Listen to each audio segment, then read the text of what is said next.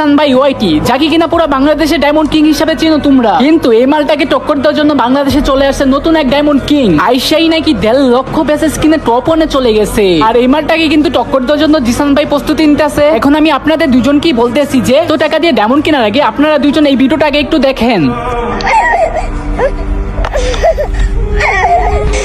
এই ভিডিওটার মানে কি একটু বুঝছেন? মানে একটা বাচ্চা মানে খাবার না খেয়ে মাটি খাইতেছে, আর তার হৃদয় ভাঙা কান্না শুধুমাত্র একটু পানির একটু খাবারের জন্য। শুধু সে নয়, তার মতো হাজার হাজার ফিলিস্তিনবাসী খাবারের অভাবে না খেয়ে মারা যেতেছে। আর আজকে একটা ভিডিওতে দেখলাম একজন মা বাংলাদেশ থেকে সাহায্য চেয়েছে শুধুমাত্র একটু পানির জন্য। আর হ্যাঁ, এসি টেটার ভাই আর জিসান ভাই ওয়াই, আমরা সবাই জানি আপনারা বাংলাদেশের গর্ব। হ্যাঁ, আমরা এটাও জানি যে আপনারা গরিব দুঃখীদের দান করেন। তো শুধু নিজেদের মধ্যে একজনকে টপকি আরেকজনের প্রতিশোধ নেওয়ার কোনো দরকার নেই। আমরা এটাও জানি যে আপনারা ডায়মন্ড কিং, আপনারা গেমের পিছনে কোটি কোটি টাকা খরচ করেন। শুধু নিজেদের মধ্যে ঝগড়া করে তো কোনো লাভ নাই। যদি এমন হইতো যে একটা দেশ আপনাদেরকে চ্যালেঞ্জ দিছে, তখন আপনারা প্রতিশোধ নিবেন, অবশ্যই প্রতিশোধ নিবেন। কেন বাংলাদেশ ছোট না হয়, গেমের মধ্যে এত টাকা না খরচ করে ওদের পাশে একটু দাঁড়া। আর গাইস, আমার কথাগুলো যদি তোমাদের ভালো লাগে তাহলে ওদেরকে কিন্তু ভিডিওতে মেনশন দিয়ে যাবা, যেন ওরা ভিডিওটা দেখতে পারে।